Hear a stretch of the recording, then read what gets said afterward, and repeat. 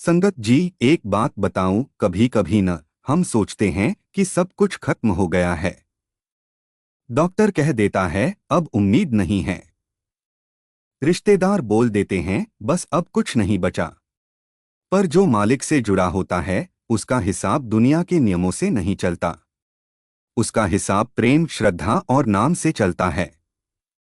आज जो साखी मैं आपको सुनाने जा रहा हूँ वो एक ऐसे आदमी की है जिसके जीवन में हर दरवाजा बंद हो गया था, पर मालिक ने एक ऐसा रास्ता खोला जिससे सिर्फ उसकी जिंदगी नहीं बदली बल्कि पूरे परिवार का भाग्य ही बदल गया। एक टूटा हुआ पिता, उम्मीद की आखिरी डोर। ये बात कुछ साल पुरानी है। एक आदमी था, नाम था रणबीर सिंह। उम्र कोई 52 से 53 की रही होगी। दिल्ली के पास के एक छोटे शहर में रहता था। दो बेटियां थीं, बड़ी हो चुकी थीं, पढ़ाई कर रही थीं। बीवी गृहस्थ धर्म में लगी थी और रणबीर जी एक सरकारी स्कूल में टीचर थे। जिंदगी ठीक चल रही थी, लेकिन फिर अचानक एक दिन उन्होंने खांसी की शिकायत की। धीरे धीरे वो खांसी खून में बदल गई। जांच हुई और रिपोर्ट आई, फेफड़ों का कैंसर, और वो भी तीसरे स्टेज का। घर में जैसे भूचाल आ गया। बीवी की आंखों में आंसू, बेटियां डर गईं और खुद रणबीर जी चुप हो गए। उनकी हालत दिन ब दिन बिगड़ने लगी। दिल्ली के बड़े अस्पताल में दिखाया। डॉक्टर ने कहा अब सिर्फ दवा से नहीं, चमत्कार से ही ठीक हो सकते हैं। रातों के सुमिरन में मालिक का संकेत। अब ध्यान से सुनो संगत जी, रणबीर जी जब अस्पताल से लौटे तो कई रातों तक उन्हें नींद नहीं आई। पर एक रात कुछ अजीब हुआ। आंखें बंद की, तकलीफ बहुत थी, लेकिन अचानक जैसे किसी ने उनके सिर पर हाथ रखा। कोई शब्द नहीं, कोई आकृति नहीं, बस एक शांति। एक सांसों के भीतर उतरती रोशनी। सुबह उठे और पहली बार बीवी से कहा, मैं डेरा जाना चाहता हूँ, वहाँ बाबा जी के दर्शन करना चाहता हूँ। बीवी को लगा बीमारी का असर है, लेकिन फिर भी वो साथ चल दी। पहली बार डेरा जाना, मालिक की ओर पहला कदम। संगत जी, आप में से जिसने पहली बार डेरा देखा है वो जानता होगा, जैसे ही आप कदम रखते हैं कुछ अंदर से शांत होने लगता है। रणबीर जी जब डेरा पहुंचे तो भले शरीर कमजोर था, पर आत्मा जैसे खिंचती चली जा रही थी।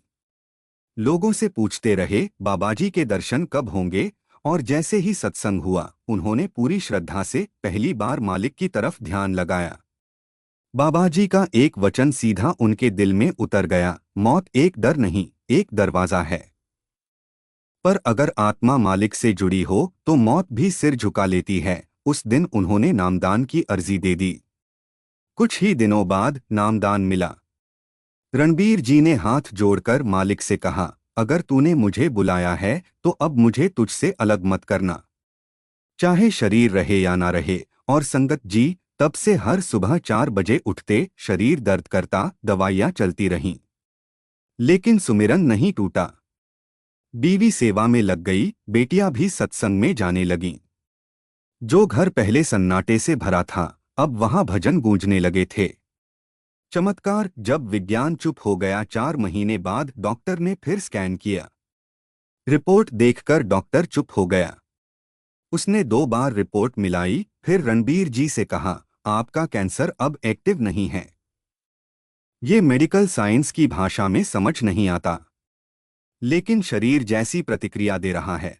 ऐसा लगता है जैसे बीमारी पीछे हट गई हो। रणबीर जी मुस्कुरा दिए, मन में कहा, ये मालिक की दवा है। तू दिखता नहीं पर करता सब तू ही है। सेवा, सुमिरन और घर का रूपांतरण। अब वो इंसान जो पहले अस्पताल की लाइन में खड़ा था अब हर सत्संग में जूते समेट रहा था, पानी पिला रहा था, संगत को आसरा दे रहा था। उनकी बेटियां भी अब हर रोज भजन सुनती, और उनकी बीवी जो पहले डरी रहती थी अब दूसरों को ढांढस बंधाती थी। पूरा घर बदल गया। बीमारी तो चली गई, पर जो आया वो था श्रद्धा, प्रेम और समर्पण। बाबाजी की सीख, चमत्कार वहां होते हैं जहां प्रेम होता है। संगत जी, इस साखी से बस एक बात समझो, कभी कोई डॉक्टर कह दे कि अब कुछ नहीं बचा तो टूटना मत। कभी हालात ऐसा कहें कि सब खत्म है तो हार मानना मत, क्योंकि मालिक वहां खड़ा होता है जहां सब छोड़ देते हैं। लेकिन मालिक को बुलाना हो तो शोर नहीं करना, बस भीतर से रो लेना, भीतर से पुकारना। वो जरूर आता है, अपने ढंग से, अपने समय पर। और जब आता है तो सब बदल जाता है। तो संगत जी, अगर कभी जीवन में अंधेरा लगे, रास्ता बंद लगे या उम्मीद नजर ना आए, तो बस इतना करना, मालिक को याद करना, सुमिरन से जुड़े रहना। और जो ये साखी आपके दिल तक पहुंची हो तो इसे दूसरों तक पहुंचाइए, शायद किसी और को भी रोशनी मिल जाए। चैनल को जरूर सब्सक्राइब करें ताकि अगली बार जब हम फिर बैठें तो एक और नई साखी, एक और मालिक की रहमत आप तक सबसे पहले पहुंचे। मिलते हैं अगली साखी में, तब तक मालिक से जुड़े रहिए। राधा स्वामी जी।